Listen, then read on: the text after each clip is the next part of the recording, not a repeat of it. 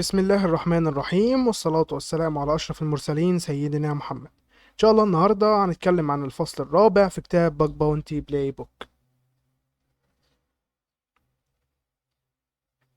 النهاردة هنتكلم عن أول خطوة في رحلة الباج باونتي، مش أول ثغرة أو أول موقع أو أول مكافأة. لأ، أول خطوة حقيقية هي تختار المنصة الصح والبروجرام الصح. في البداية أحب أفكركم إن كل الكلام اللي هيتقال من وجهة نظر الكاتب ومن وجهة نظر الكتاب، مش من وجهة نظري. أنا مش بقول حاجة من عندي غير يا دوبك يعني حاجات بسيطة، وبقول لكم لا، دي من عندي أنا مش من الكتاب. نرجع للموضوع. خليني اوضح لك حاجه. لو انت كنت ناوي تفتح موقع عشوائي كده من دماغك وتبدا تهكر وتجيب اللي انت عايزه، انت كده دخلت في حته وحشه، واللي انت بتعمله ده غير قانوني، ومن حقهم اكيد يقضوك. الهاكينج العشوائي ده غير قانوني، يعني انت بتخترق موقع من غير ما حد يوافق لك انك تعمل كده، وده بيخليك في خطر قانوني كبير، ومش ده هدفنا. الحل انك تشتغل على مواقع او منصات تسمح ليك رسميا انك تختبر امانها. يعني هم نفسهم قايلين اتفضل جرب تخترقنا، ولو لقيت حاجه هنديك مكافاه. وده بيكون من خلال منصات الباك باونتي زي هاكر وان، باك كراود، انتجريتي، ياسو هاك، واكتر من كده. كل اللي عليك في الاول انك تفتح جهازك كده على روقان وتدخل على موقع من المنصات دي وتبدا تعمل اكونت. فدي اول خطوه رسميه ليك في مجال الباك باونتي. في الفيديو بتاع النهارده هنتكلم على بيكينج ذا بلاتفورم، اختيار المنصه، وبيكينج ذا رايت تارجت. الكاتب ما تعمقش قوي فيهم، اتكلم عن نقط بسيطه جدا. حتى فيديو النهارده هتلاحظ اللي هو صغير، بس انا هتكلم عن اللي الكاتب اتكلم عنه واحاول ازود حاجه بسيطه. اول حاجه في اختيار المنصه، الكاتب اتكلم على منصتين: هاكر وان وباك كراود. في البدايه هاكر وان. هاكر وان هي المنصه الاشهر والاكبر في مجال الباك باونتي. شركات من كل مكان في العالم داخله عليهم، من ستارت اب صغيره لحد شركات كبيره، تويتر، بايبال، وامازون، واكتر من كده. طب هتعرف منين الشركه دي موجوده؟ هتدخل على حاجه اسمها البروجرام دايركتوري، ودي قائمه بكل الشركات اللي فاتحه برامج باك باونتي على هاكر وان. كل واحده ليها صفحه فيها التفاصيل الكامله بتاعتها. بس اهم حاجه قبل ما تبدا اختبار او تبعت اي ثغره، لازم تقرا البروجرام بوليسي او الجايد بتاع البروجرام او اي حاجه حسب المسمى. لازم تقراه كويس، وده بتكون شبه كتيب للتعليمات بتاع كل شركه. في ايه اللي انت مسموح تختبر عليه ان سكوب والاوت اوف سكوب، بيدوك كام على كل نوع ثغرات، وهل مسموح تنشر الثغره ولا لا، والشروط اللي انت هتعملها، وكل حاجه تبع البروجرام بتاعهم. ركز قوي على السكوب، لان في ناس بتضيع وقتها على دومين مش داخل البرنامج اساسا، وفي الاخر مش هتاخد فلوس.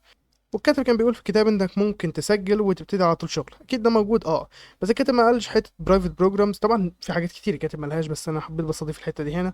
دلوقتي في برامج كتير برايفت، ومش بتدخل عليها غير لما تبني السمعه الاول وتبان اكتر في البابليك عشان يبعتوا لك. يعني لازم شغلك وجهودك تكون محترمه وباينه عشان يجي لك برايفت بروجرامز. نروح بقى على باك كراود. تعتبر المنصة التانية في الترتيب، وبرضه قوية جدا، وشبه هاكر وان من ناحية انك بتدخل تلاقي شركات تختار منهم اللي يناسبك وتبدأ تختبر عليه. نقطة مهمة جدا بقى، والكاتب أشار ليها. كان بيقول إن في شركات بتديك تيشيرت أو شهادة تقدير بدل الفلوس، وده كان بيحصل زمان كتير. إنما دلوقتي في باك كراود بقى واضح جدا، وبيكتب لك بالظبط نوع المكافأة اللي أنت هتاخدها. هل هي فلوس ولا بوينتس ولا إيه بالظبط، ولا بس ريبيتيشن، ولا في سواج، ولا إيه الشغل ده كله. فلو انت داخل المجال ده عشان تكسب وتعيش منه، ما تضيعش وقتك على برامج بيقول هنديك شرف المحاولة، او في دي بيز يعني، بالمسمى الجديد بتاعنا. بس طبعا يعني الحته دي انا قلت لكم راي الكاتب، بس الاراء المتدارج عليها. انت في البدايه هتخش على باك باونتي بروجرام، مش هتعرف تجيب حاجه، ناس كتير بتهنت عليه عايزه فلوس. هتخش على في دي بي عشان تثبت بس ان انت عارف الثغره وتجيبها. في اراء كتير عن الموضوع ده، بس طبعا انت عليك انك تبحث وتركز جدا. انا بس قلت لك الكاتب بيقول ايه والكتاب بيقول ايه. الخلاصة، المنصتين ممتازين جدا، بس لازم تقرأ البوليسي بعناية وتفهم ايه اللي ما ينفعش تشتغل عليه. وخد بالك ان المعلومة اللي كانت صح من سنتين ممكن دلوقتي تبقى مش دقيقة.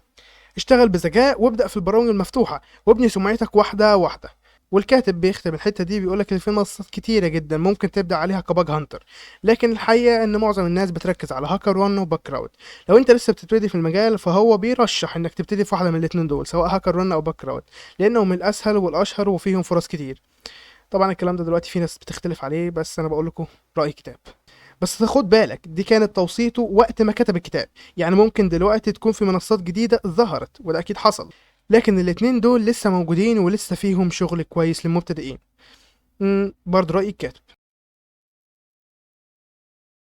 دلوقتي بقى دخلنا في حتة ازاي تختار التارجت الصح اول حاجه الاختيار الغلط بيضيع فرصك، يعني ممكن تشتغل على تارجت مش مناسب وتدور وتدور في الاخر ما تجيبش حاجه. لكن لو اخترت تارجت ذكي الفرصه بتكون اعلى بكتير انك تلاقي ثغره وتكسب. اول حاجه الكاتب اتكلم عنها هنا هي السكوب او حجم البرنامج. كل ما السكوب كان صغير ومحدود كل ما فرصتك بتقل. يعني لو شركه عامله برنامج على دومين او اتنين فانت بتشتغل على مساحه ضيقه جدا، انما لو الشركه فيها دومينات وسيرفرات وتارجت كتير ساعتها فرصتك بتزيد. لان ببساطه كل ما عدد الحاجات اللي تقدر تختبر عليها بتزيد احتماليه تلاقي ثغرات بتزيد. بس خد بالك مش دايما الكميه معناها الجوده، يعني مش اي برنامج كبير يبقى فيه فرص كتير. تاني حاجة الكاتب اتكلم عنها هي الايدج او عمر الشركة. الكاتب قال ان الشركات القديمة غالبا عندها حاجات قديمة على النت ممكن تلاقي فيها ثغرات، وده كان منطقي وقت كتابة الكتاب. لكن خلينا دلوقتي نكون واضحين، كتير من الشركات دي سدت كل الثغرات اللي كانت زمان، فالموضوع مش عمر الشركة بس، المهم تبص على البصمة الرقمية بتاعتهم الفود برنت وتشوف هل في حاجات فعلا تستاهل تتحلل ولا لا. تالت حاجة الكاتب اتكلم عنها هنا والاخيرة هي البي اوت، هل بيدفعوا ولا لا. لو انت داخل المجال عشان تتعلم بس الجزء ده مش هيفرق معاك، لكن لو انت داخل عشان تبني دخل يبقى لازم تبص على حاجة مهمة، الشركة دي بتدفع قد ايه على الثغرات، هل البرنامج اكتف وفي ناس بتاخد مكافآت فعليا ولا لا، ولا كلها وعود وزيرو ريوردز. الكاتب قال ان في شركة بتدفع $1000 وفي شركة تانية بتدفع 50، وده فعلا لسه حاصل لحد دلوقتي. بس الفرق دلوقتي انك تقدر تعرف ده كله بسهولة من البوليسي او الهول اوف فيم بتاع كل برنامج، وطبعا تشوف الاكتيفيتي وتشوف اللي خد فلوس خد من امتى، ودلوقتي في اكتيفيتي ولا لا. يعني في شركات بتخش عليها تلاقيها بقالها شهور ما ادتش حد حاجة ولا حتى شافت اي حاجة. الخلاصة اختار التارجت صح، اختيار التارجت صح هو نص الشغلانة. دور على شركة السكوب بتاعها كبير، يكون ليهم فود برنت محترم على النت، والبرنامج بتاعهم نشط وبيدفع كويس، وما تضيعش نفسك على برامج اخرى ما بتديكش فلوس، ما يقال عنه دلوقتي الفي دي بي.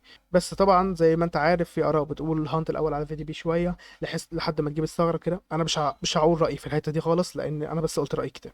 واهم حاجه تفهم ان في حاجات كانت في الكتاب صح وقتها، بس لازم دايما تبص على المواقع الحاليه وتحدد اختياراتك على الاساس ده.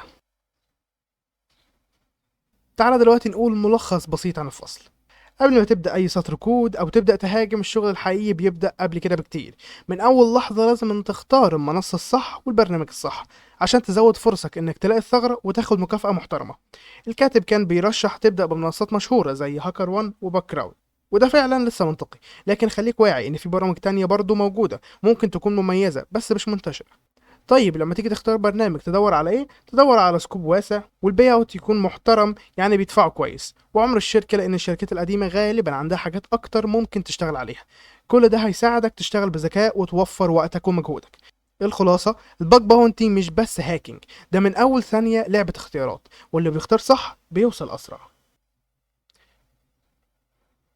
دي كانت نهاية الفيديو بتاعنا، ما تنساش تشترك في القناة واتمنى الفيديو يكون انال اعجابكم.